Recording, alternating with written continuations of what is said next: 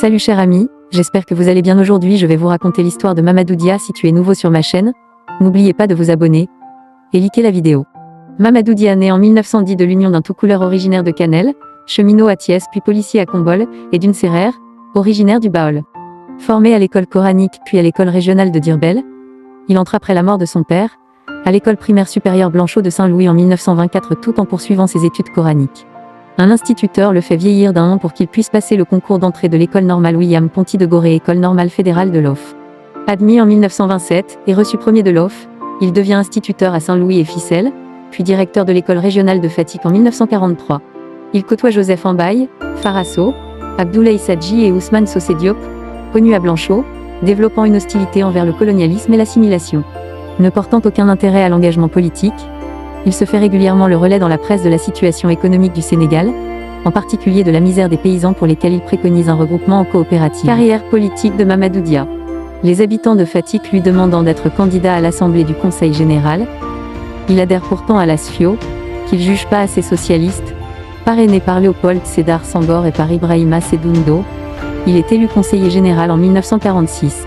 Avec Sangorenda et Léon Boissy-Rapalin, il s'oppose aux dirigeants de l'ASFIO sénégalaise Elamine Gueye, qui tient la direction fédérale, et devient le porte-parole des contestataires jusqu'à leur démission du parti le 27 septembre 1948. Il crée le Bloc démocratique sénégalais BDS, qui tient son congrès fondateur du 15 au 17 avril 1949 à Thiès. Dia désigné secrétaire général et Senghor président du nouveau parti, rebaptisé au cours des années Bloc populaire sénégalais BPS puis UP. Dans cette période fondatrice, Dia s'est habilement secondé Senghor dans les efforts de propagande en direction des minorités non golophones, notamment en Casamance ou dans le pays sérère. Grand conseiller de l'OF en 1948, Dia devient ensuite sénateur du Sénégal 1949-1955 puis député, avec Senghor, à l'Assemblée nationale française en 1956, où il siège au sein des indépendants d'Atremer-Yom. Durant ces années de parlementaire, il complète son cursus par des études supérieures de géographie, de droit et de sciences économiques sous le professorat marquant de François Pérou. Dia constitue avec Senghor, en janvier 1957, à partir du BPS, le parti de la Convention africaine K, premier pas vers une future fédération africaine que beaucoup de dirigeants appellent de leur vœu. En application de la loi cadre des fers, adoptée le 23 juin 1956, il devient vice-président du Conseil de gouvernement du Sénégal en mai 1957 auprès du gouverneur Pierre Lamy, puis président du Conseil de gouvernement du Sénégal, lorsque Charles de Gaulle propose un référendum sur la communauté française en 1958. Les deux responsables s'opposent publiquement sur la position à prendre. Dia est favorable à une rupture avec la France, alors que Senghor veut conserver le Sénégal dans la communauté, ce qui est finalement réalisé. Dia se succède à lui-même en qualité de président du Conseil après l'indépendance du 4 avril 1960. Quand Modibo Keïta cherche à prendre le contrôle de la Fédération du Mali, Dia convoque une séance extraordinaire de l'Assemblée du Sénégal et un Conseil des ministres dans la nuit du 20 au 21 août 1960. L'indépendance de la République du Sénégal et l'état d'urgence sur tout le Sénégal sont proclamés. Spécialiste des questions économiques, influencé par Pérou, Henri Desroches et Louis-Joseph Lebray, Dia met en place le premier plan de développement économique du Sénégal. Il tente aussi de développer un islamisme éclairé et une administration moderne, non sans provoquer quelques heurts avec les milieux conservateurs. Crise politique de décembre 1962. Article détaillé. Crise politique de décembre 1962 Sénégal. Alors que le président du Conseil Mamadou Dia incarne le sommet de l'État dans un régime parlementaire bicéphale de type 4e République, la politique économique et intérieure pour lui, la politique extérieure pour le président de la République, ses relations avec Léopold Sédar Senghor s'enveniment peu à peu. Le conflit repose essentiellement sur la politique économique du gouvernement et le sort à réserver aux députés affairistes ayant commis de nombreux abus. Ces députés s'étaient octroyés des augmentations de salaire, avaient pris des crédits dans des banques qu'ils ne remboursaient pas et des actions dans des sociétés anonymes directement ou par l'intermédiaire de leurs femmes ou de leurs enfants. Tout ceci était contraire à la ligne politique du parti. Mamadou Dia leur demanda à plusieurs reprises de rembourser leurs crédits et de rendre leurs actions, mais en vain. De plus, le 8 décembre 1962, Mamadou Dia prononce un discours sur les politiques de développement et les diverses voies africaines du socialisme à Dakar. Il prône le rejet révolutionnaire des anciennes structures et une mutation totale qui substitue à la société coloniale et à l'économie de traite une société libre et une économie de développement et revendique une sortie planifiée de l'économie arachidière 4. Cette déclaration, à caractère souverainiste, heurte les intérêts français et inquiète les puissants marabouts qui interviennent dans le marché de l'arachide.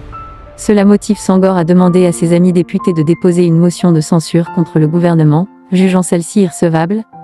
Mamadou Dia tente d'empêcher son examen par l'Assemblée nationale au profit du Conseil national du parti, en faisant évacuer la Chambre le 17 décembre et empêcher son accès par la gendarmerie, malgré ce qui est qualifié de tentative de coup d'État et l'arrestation de 4 députés. La motion est votée dans l'après-midi au domicile du président de l'Assemblée nationale, Lamine Gueye. Mamadou Dia est arrêté le lendemain par un détachement de paracommando, avec 4 autres ministres, Valdiodio Ndiaye, Ibrahim Assar, Joseph Ambaye et Alioune Tall. Ils sont traduits devant la Haute Cour de justice du 9 au 13 mai 1963, alors que le procureur général ne requiert aucune peine.